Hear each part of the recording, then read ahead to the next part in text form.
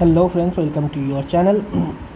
Thumbnail দেখে বুঝেই গেছো যে আজকের ভিডিওটা হবে সিবিটি 1, যেটা আরআরবি সিবিটি 1 আছে, সেটা কীভাবে তোমরা ক্লিয়ার করতে পারবে, সেটার সিলেবাস কী, ঠিক আছে, আর প্যাটার্নটা কী, আর কীভাবে স্ট্র্যাটেজি রাখা দরকার এক্সামটা ক্লিয়ার করার জন্য as a technical background student হিসাবে, ঠিক আছে। আমরা সব কিছু আলোচনা করব। পাশে আমরা সঙ্গে কি কাট অফটাও মাথায় রাখবো, যে প্রিভিয়াস ইয়ার কীরকম কাট অফ গেছে সেই অনুযায়ী। ফার্স্ট অফ অল চলে আসি প্যাটার্ন হচ্ছে ম্যাথ, যেটা ম্যাথ থাকবে তোমাদের 30 কোশ্চেন, 30 মার্কস চলে গেল এটা। এরপরে হলো জিআই হচ্ছে 25টা কোশ্চেন থাকবে, 25 মার্কস থাকবে। পার্ট 2, পার্ট 3 হচ্ছে তোমার জেনারেল অ্যাওয়ারনেস আর জিকে, যেটা সেটা থাকবে 15 মার্কস। পার্ট 4 যেটা, সেটা হচ্ছে তোমার জেনারেল সায়েন্স 30, যেখানে 30 মার্কসের কোশ্চেন থাকবে, ঠিক আছে। ওভারঅল যেটা 100 মার্কস। তোমরা প্রিভিয়াস ইয়ারের কাট অফ যদি তোমরা একটু দেখো, তাহলে যে মোটামুটি তোমরা যদি ফলো করো, যে ওভারঅল যে তোমার পার্ট 1-এর যে কাট অফটা ছিল, মিনিমাম কাট অফটা যেটা ছিল 60, 65, 70 এরকম মোস্টলি ভ্যারি করেছে।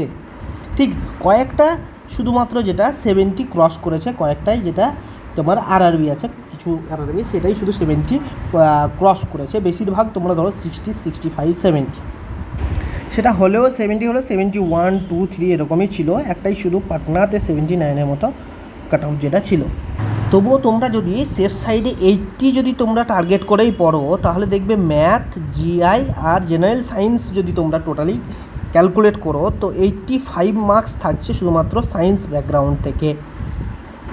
তার মধ্যে তোমরা যদি দেখো ম্যাথ আর রিজনিং এই দুটো যদি অ্যাড করো, 55 মার্কস থাকছে। এখানে 90% মার্কস পাওয়া সম্ভব, যেখানে অ্যাপ্রক্স 50 মার্কস এখান থেকে তোমরা অ্যাওয়ার করা সম্ভব।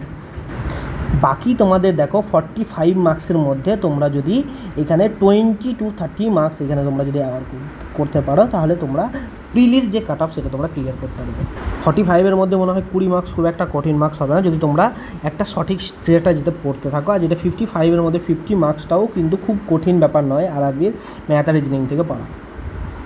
এখন চলে আসি এক এক পার্টে। যদি তুমি দেখো ম্যাথামেটিক্সে যদি দেখো, তো number system, BODMAS rules, decimal, fraction, LCM, HCF, ratio, proportion, percentage, mensuration, time and work, time and distance, simple and compound interest, profit and loss, algebra, geometry, trigonometry, elementary statistics, square root, age calculation, calendar, clock আর pipe and cistern. এখানে যদি দেখো, তো generally 10th স্ট্যান্ডার্ডে তোমরা math যেগুলো করেছো সবই 10th স্ট্যান্ডার্ডের math থাকবে এখানে। এই ম্যাথামেটিক্সের এই টোটাল সিলেবাসের জন্য তোমরা একটা ভালো বুকস দেখতে পারো, আরিহান্ত পাবলিশার দেখবে। আরিহান্ত পাবলিশারের ফার্স্ট ট্র্যাক বুকস আছে, ওই বুকসটা যদি তোমরা পড়ে থাকো, যে কোনো স্ট্যান্ডার্ড বুকস পড়লেই তোমার এটা ফলো করবে, কারণ সব বুকসেই কম বেশি একই কোশ্চেনই থাকে।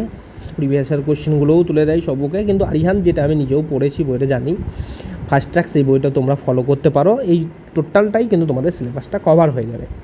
এখন চলে আসি জেনারেল ইন্টেলিজেন্স অ্যান্ড রিজনিং। এখানে যেগুলো আছে, analogy, alphabetic, number series, coding, decoding, mathematical operation, relationship, syllogism, jumbling, Venn diagram, data interpretations, conclusion and decision making, similarity, difference, analytic reasoning, classifications, direction, statement and assumption. এখানে যদি দেখো verbal, non verbal দুটোই কিন্তু reasoning এখানে সিলেবাসে আছে। এটার জন্য তোমরা এখানেও আরিহান্তের একটা রিজনিংয়ের বই পাওয়া যায়, সেটাও তোমরা ফলো করতে পারো, অথবা তোমরা আরএস আগরওয়ালের একটা রিজনিংয়ের বই পাওয়া যায়, সেটাও ফলো করতে পারো। তোমাদের যেটা ইচ্ছা সেটা ফলো করতে পারো, রিজনিং কম বেশি একই থাকে, দুটো বইই ভালো।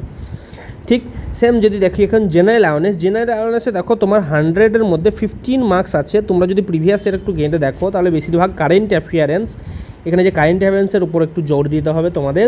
তাছাড়া জেনারেলি যেগুলো থাকে, হিস্ট্রি, তোমার ফ্রিডম স্ট্রাগল থেকে কিছু কোশ্চেন থাকে, ইন্ডিয়ান পলিটি, কনস্টিটিউশন, ইকোনমিক্স, তোমার এনভায়রনমেন্ট, স্পোর্টস থেকে কোশ্চেন থাকে, আর জেনারেল সায়েন্টিফিক টার্ম যেগুলো। এখানের মধ্যে মোস্টলি কোশ্চেন যেগুলো আছে কারেন্ট অ্যাফেয়ার্স থেকে, স্পোর্টস থেকে, কারেন্ট যে স্পোর্টস আছে সেই স্পোর্টস থেকে, তারপর কিছু সায়েন্টিফিক রিসার্চ থেকে এখানে কোশ্চেনগুলো বেশিরভাগ দেয়, আর যে ফ্রিডম ফাইট যেটা আছে তোমার হিস্ট্রি থেকে, এই কোশ্চেনগুলো এখানে দেওয়া থাকে। এগুলো এইটুকু পড়লে বা আর কিছু স্ট্র্যাটেজিকে দেখে যাবে, এখানগুলো দেখলে এই 15 মার্কস এটা কভার হয়ে যায় টোটাল সাবজেক্ট ওয়াইজ, এত বেশি পড়ার দরকার পড়ে না। বেশি যে জোর দেওয়া যায় ম্যাথ রিজনিং এখানে দিতে হবে। আর জেনারেল সায়েন্সের মধ্যে কি ফিজিক্স, কেমিস্ট্রি, লাইফ সায়েন্স সব 10th স্ট্যান্ডার্ড কিন্তু, হ্যাঁ। সেখানে তাহলে তোমাদের বেশি জোর দেওয়া দরকার সায়েন্স আর জিআই আর ম্যাথ। আর জিকে যেহেতু বেশি জোর দেওয়ার যেগুলো দরকার সেগুলো হচ্ছে কারেন্ট অ্যাফেয়ার্স আর তোমার স্পোর্টস, কিছু সায়েন্টিফিক রিসার্চ আর হিস্ট্রি যেটা ফ্রিডম ফাইটার আছে সেই জিনিসগুলো। জেনারেল সায়েন্সের জন্য তোমরা দেখো এনসাইক্লোপিডিয়া অফ জেনারেল সায়েন্স বলে একটা আরিহান্তের বই আছে, আরিহান্ত পাবলিশারের একটা বুকস আছে এনসাইক্লোপিডিয়া অফ জেনারেল সায়েন্স। এই বইটা যদি তোমরা ফলো করো তো সায়েন্সের তোমার মোস্ট 90% কোশ্চেনই ওখান থেকেই তোমরা পেয়ে যাবে। তো এই যে কোশ্চেন, এই যে সিরিজ যেটা তুমি আমার ইউটিউব চ্যানেলে দেখবে যে এনসাইক্লোপিডিয়া অফ জেনারেল সায়েন্স বলে একটা আমার প্লেলিস্ট বানানো আছে, সেখানে দেখবে ফিজিক্সটা আমি কয়েকটা চ্যাপ্টার পড়িয়েছি, বাকিগুলো আপডেট দেবো তোমাদের যদি ইন্টারেস্ট থাকে। যদি দেখো আরআরবি জেই যদি টেকনিক্যাল ব্যাকগ্রাউন্ড থেকে দেখলে, নন টেকনিক্যালের জন্য সেই জন্য নন টেকনিক্যাল কোশ্চেন দেখলেই যে টেকনিক্যাল স্টুডেন্টদের একটু ভয় হয়। তো যদি তুমি পার্সোনালি বলে থাকো আমাকে CBT 1 কথা, CBT 1 একটা টেকনিক্যাল স্টুডেন্টদের জন্য ক্লিয়ার করা এত কঠিনও কিন্তু নয়।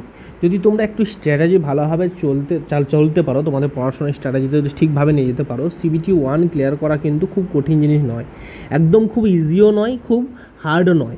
তোমরা যদি ঠিকঠাক পড়াশোনা করো ঠিক একটা প্রপার ওয়েতে, তাহলে এই জিনিসটা ক্লিয়ার করা তোমাদের কাছে খুবই ইজি হবে। কেন তোমরা বুঝতেই পারছো যে একটা সায়েন্স ব্যাকগ্রাউন্ড স্টুডেন্টের ক্ষেত্রে দেখছো এখানে ম্যাথ, রিজনিং অ্যান্ড সায়েন্স, এখানেই তোমার মেজর কোশ্চেনটা আসছে 85 মার্কস, যেখান থেকে কোশ্চেন তোমাদের কাছে মার্কসটা তোমার কাছে একবার খুব সহজ হয়ে উঠবে, ঠিক আছে। অ্যাকচুয়ালি আরআরবি এক্সামগুলো সায়েন্স স্টুডেন্টদের কাছে একটু ইজি হয়, কারণ সায়েন্স ব্যাকগ্রাউন্ড থেকে কোশ্চেনই বেশি থাকে। তুমি যদি এটা দেখো আরআরবি জেই টেকনিক, কারণ এর এলিজিবিলিটিও টেকনিক্যাল স্টুডেন্টদের, সেই জন্যই তোমার সায়েন্স ব্যাকগ্রাউন্ড থেকে কোশ্চেন বেশি থাকে, ঠিক আছে। তো এতটা কঠিনও নয়, নন টেকনিক্যাল ভেবো না যে নন টেকনিক্যাল মানে খুবই কঠিন হবে, তো তোমাদের সায়েন্স ব্যাকগ্রাউন্ড থেকেই আসবে।